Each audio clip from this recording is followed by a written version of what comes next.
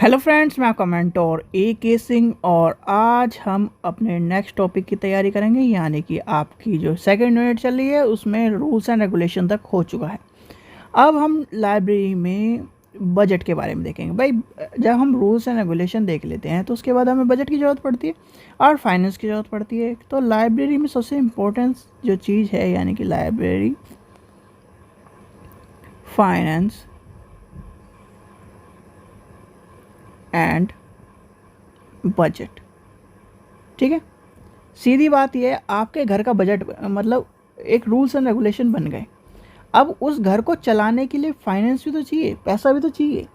तो वही चीज़ है लाइब्रेरी में कि लाइब्रेरी का जो रूल्स एंड रेगुलेशन बन गए तो पैसा भी तो चाहिए। सबसे इम्पोर्टेंट चीज़ वैसे पैसा होती है, फिर आते हैं रूल्स एंड रेगुलेशन। याद रखना, कहीं भी चीज़ को लेके चलेंगे, अगर पैसा होगा तो घर खरीदोगे, पैसा होगा तो आप ज़रूरत के सामान खरीदोगे, पैसा होगा तो सब चीज़ लेके चलोगे। फिर पैसे के बाद आप उसके घर के रूल्स एंड रेगुलेशन बनाओगे। ऐसे ही होता है लाइब्रेरी साइंस में। पहला पैसा यानी कि फाइनेंस, बिल्डिंग खड़ी करोगे, बुक्स लाओगे, उसके कर्मचारियों को लाओगे, तो उसके लिए चाहिएगा पैसा। तो इसी चीज़ को लेते हुए आज हम पढ़ेंगे लाइब्रेरी के फाइनेंस मैनेजमेंट के बारे में और बजट के बारे में। तो चलिए, पहला टॉपिक क्या है? लाइब्रेरी फाइनेंशियल मैनेजमेंट के नाम से जाना जाता है, तो इसलिए मैनेजमेंट ही लिख लेते हैं इसे। आपके टॉपिक में खाली फाइनेंस एंड बजटिंग। तो फाइनेंस क्या होता है? फाइनेंस होता है लाइब्रेरी की, किसी भी लाइब्रेरी की, चाहे वो पब्लिक लाइब्रेरी हो, एकेडमिक लाइब्रेरी हो, स्पेशल लाइब्रेरी हो, रिसर्च लाइब्रेरी हो, चाइल्ड लाइब्रेरी हो, ऑल आवर लाइब्रेरी की बैकबोन। यानी कि फाइनेंस किसी भी लाइब्रेरी की बैकबोन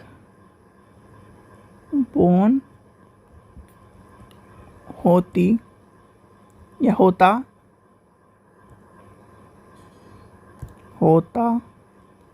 है।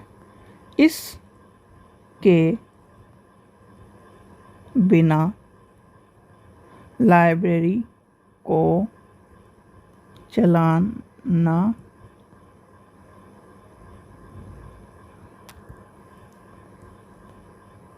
मुश्किल है।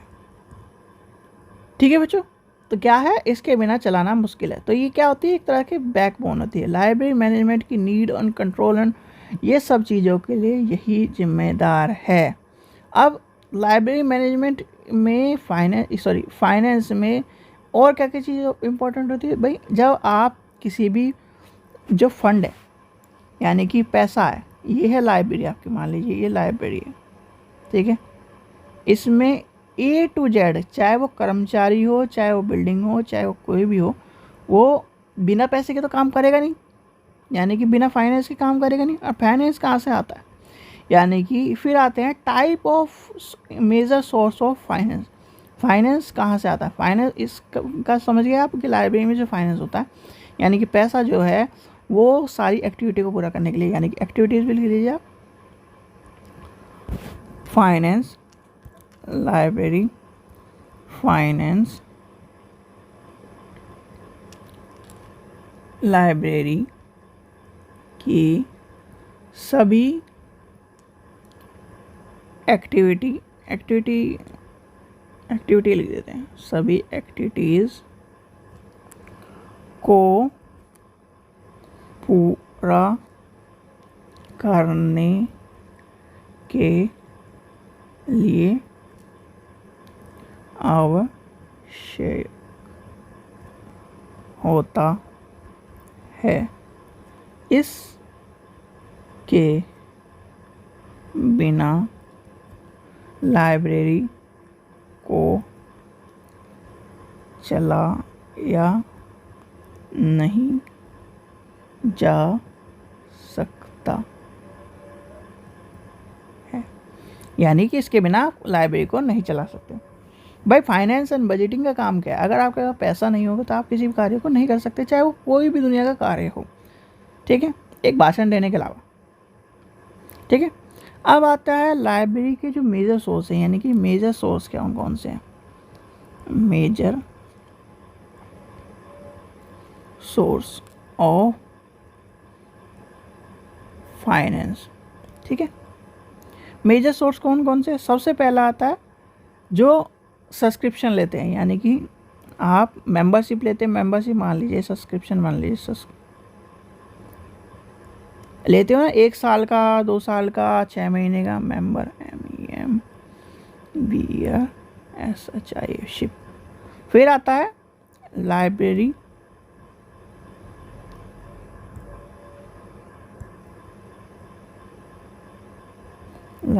सेस। कहाँ कहाँ, ये आप बताइए कि कौन से स्टेट में लाइब्रेरी सेस लगे हुए हैं, और ये क्वेश्चन अभी केवी में पूछा गया है। फिर आती है ग्रांट, जो ग्रांट्स मिलती है ना, कहाँ से, गवर्नमेंट से और इंडिविजुअल बॉडी से, वो ग्रांट।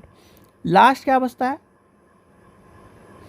बताइए भाई, हमने सब्सक्रिप्शन ले लिया, सेस हो गया हमारा, ग्रांट हो गई, ग्रांट के बाद क्या बचता है, जो आपने एक चीज़ पढ़ी थी कि फ्री में चीज़ें मिलती हैं, वो भी एक तरह से मेजर फाइनेंस का सोर्स ही है। जैसे आपने किताब ली, किताब के साथ आप बहुत सारी चीज़ें, पेन मिल रहा है, कहीं से कुछ मिल रहा है, तो फाइनेंस के उसमें जुड़ती चली जाती हैं, भले ही वो फ्री के सोर्स में हों। ठीक है, अब चलिए इसका देखिए, दे तो रखा है इन्होंने बजटिंग एक साथ, अब बजट भी पढ़ लो, लाइब्रेरी बजट। अब बजट क्या होता है, फाइनेंस पढ़ लिया, फाइनेंस का मतलब ये है कि लाइब्रेरी को चलाने के लिए जो जो चीज़ें खरीदी जाती हैं, जो जो चीज़ें उसके सामग्री है, सब चीज़ों को फाइनेंस करता है। अब बजट क्या है, बजट एक फंड है, यानी कि मान लीजिए आपकी लाइब्रेरी को 10,000 रुपये गवर्नमेंट दे रही है, 10,000 रुपये मेंबरशिप से मिल रहे हैं, और 10,000 रुपये सेस से मिल रहे हैं, आपका इस तरह से 30,000 रुपये बैठ गया। सिंपल सा उदाहरण लेके चले हम, ठीक है।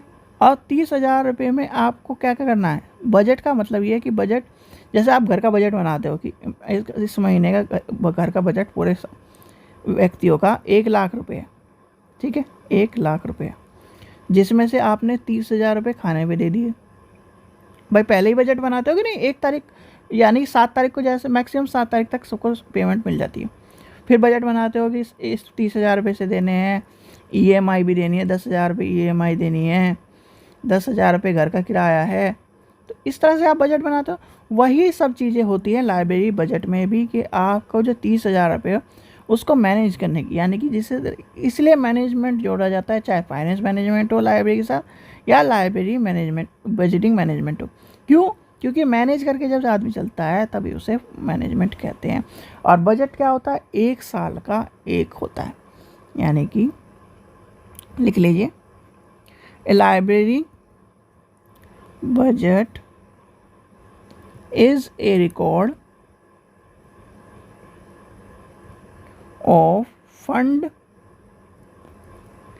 applied to its and the estimated expended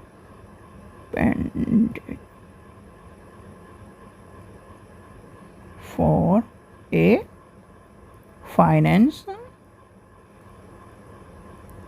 year, यानी कि फाइनेंस ईयर के लिए। और जीरो बेस बजट याद करके जाना, क्वेश्चन आएगा हर हाल में। जीरो बेस बजट क्या होता है बताइए। जीरो बेस बजट ये है कि मान लीजिए आपको आज की टिल डेट पे यहाँ से सारा अपना डाटा क्लोज करके नया खाता, बही खाता शुरू करना है, तो जो इससे पिछले होगा और जो इसके पास लाइब्रेरी के पास बचा होगा वो सीधे सीधे जीरो बेस बजट में चल जाएगा और नया बही खाता शुरू हो जाएगा। इसे कहते हैं जीरो बेस बजट। याद रखना, जीरो बेस बजट के ऊपर क्वेश्चन केवी में भी आया था, DSSS में आना है, तो इसलिए ध्यान रखना। अब जब फाइनेंस यहाँ तक हो गया, और क्या होता है, ये पूरे जो एक्टिविटी होती है, प्रोग्राम्स होते हैं, सर्विस होती है 1 साल में, यानी कि 1 साल ईयर में जो भी एक्टिविटी प्रोग्राम सर्विस